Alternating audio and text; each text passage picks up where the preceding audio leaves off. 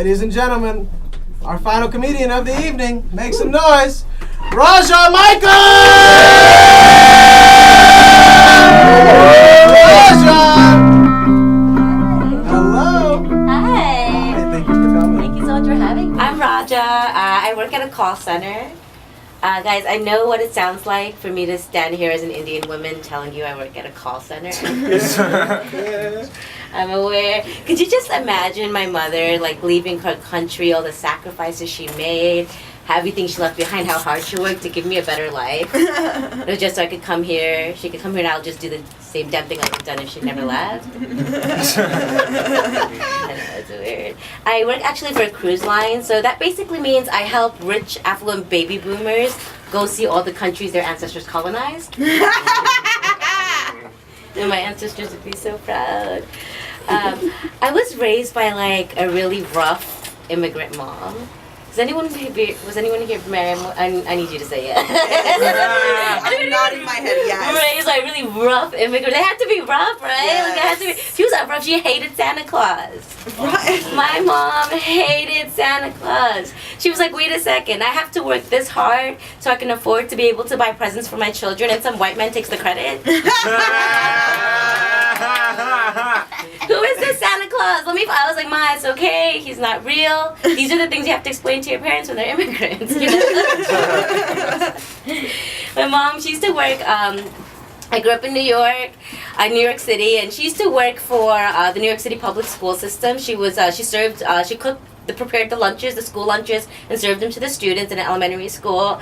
And one year, the New York City public school system banned all the aluminum pans in the schools because they were shown to cause like cognitive and developmental disabilities amongst the children. So she brought them home and cooked for us in them. Because, white waste. That's the immigrant mom, Yes. So I was like, Ma, one day I asked her, I was like, Ma, aren't you worried these are going to affect us? So she looked me in the eye and she was like, don't worry, it's already too late for you. I always remind my mother of this story when she asks me why I don't come home to visit more often. She's also like really strangely protective. Like when I was a kid, I wanted to join a softball team. And she wouldn't let me join. She was like, it's too dangerous. It's too dangerous. What if you get hit by the ball? I was like, bitch, you hit me with a rubber slipper. You're so worried about my safety. Why don't you stop beating me?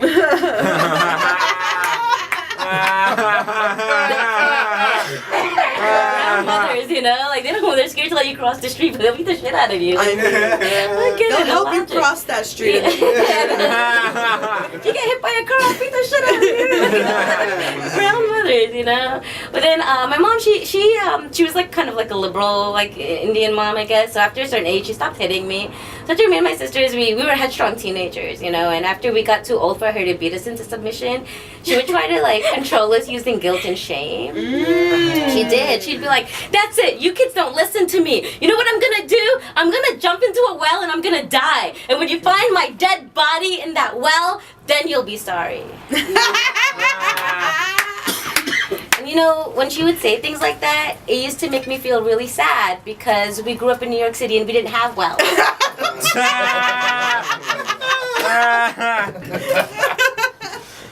Yeah, so so we just ignored her because the no well thing. So she started getting smarter with her suicide threats. She'd be like, oh, okay, you kids don't listen, believe me, that's it. I'm gonna jump into the subway tracks. Jump into the subway tracks, but I will die and then you'll be sorry. And it was New York, so we did have subway tracks, so I felt like things were beginning to look up. I once did this bit, and after the show, I got confronted by a mother. She was like, at least your mother held you. It's like, held me, beat me. Listen, they're just jokes, guys. You shouldn't take these stuff too seriously, right? Tell me, well, just jokes. Now that I'm an adult, me and my mom, we get along great. It's fine, But she does do this weird thing where she's like always asking me when I'm gonna give her grandchildren. She does, and she doesn't do that to my other sister. She doesn't ask my other sister that. So once I asked her, I said, Ma, why do you keep bothering me for grandchildren but not my sister? And she said, well, out of all my children, you are the most like me. So I immediately got my tubes tied. do it, guys. I had to do it. I'm so scared. I'm scared of getting older. I'm scared of aging. Like, see everyone smoking around me. I can't even smoke anymore because I get too tired. I'm so I'm scared, and I'm scared also because in my family, we don't age well mentally. We don't. Like my grandfather, he used to take 2 extra strength Tylenol every morning because he thought it'd give him extra strength. You can't make this shit up. It's like a true story. My grandfather did so many weird things. He did so many weird things, and it's like so much material. Really, I could write a lot of jokes about it, but I don't because sometimes I get nervous. Because I'm from a culture where we believe that our ancestors can still be with us and that we could still piss them off, So it's like, I get a little nervous. And then I think about it, like my grandfather, he had so many dreams. Like he wasn't even born into freedom, you know what I mean? He had so many dreams for his granddaughters and everything we would do. So I feel like he would support me, Like he would let me make jokes about him. But once my mother dies, guys, I would have to stop that bitch would drop a tree on me. I messed that punchline up, but that's okay. She would get back at me. Could you just see the lights in my apartment flickering on and off? Tubes get untied. It'd be a bitch. It'd be horrible. Am I doing okay on time? Yeah. It'd be a mess, guys. It'd be a mess. I'm in a relationship. I am. I'm glad. When I told my mom that, she just looked shocked. You know what I mean? Like she always bothers me. Why are you single? I tell her I'm in a relationship. She's like, are you sure? And it's a good relationship. It's really healthy, which is different for me, because historically I've been really bad at relationships. And I learned through therapy that the reason why I was bad at relationships is something that's rooted in my childhood. My subconscious keeps wanting to replay the relationship I had with my parents over and over again, which probably explains why I enjoy being spanked. But,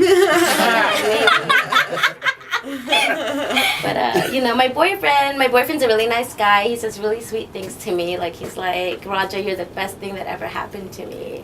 Right? And I always think, wow, you must have had like a fucked up life. You know what, though, guys? Fuck all of you for laughing at me. That was a test and you all failed. I am a catch. Okay, no, he's a nice guy, but the other day we got into a big fight. We got into a big fight because he told me he doesn't believe in marriage. And I was like, what? Right? I was like, what? What? What do you mean you're never going to marry me? Like, why don't you believe in marriage? And he was like, well, Raja, marriage is a patriarchal system created so men could oppress women. Is that what you want? Oh, he took deep. And I was like... It's a double act, guys. And I was like, oh yeah, I'm not that woke, I think I gave you the wrong impression of me. Give me that patriarchy. And my thing is, it's like, I don't care. I don't want like a, patriarchal marriage or anything like that. I don't care even about weddings. I don't care. I don't need a diamond ring. I don't need a fancy big wedding, or I don't care about that shit. It's all capitalism. I don't care. My thing is, if I'm with you for 10 years of my life, okay, I invest 10 years of my life, I make all the sacrifices it takes, okay, I give you all this time that it takes to be in a relationship with you. You don't get to wake up 10 years from now and be like, oh babe, I don't think it's working out. You know what I mean? Like, you don't get to do that. Okay, if I'm with you for 10 years and you want to leave me, at least drag my ass to court and divorce me like a gentleman. I spent 10 years of my life with you. I want to be your baggage. And I want that baggage to be legal. I never asked for more than I deserve. Thank you so much, guys.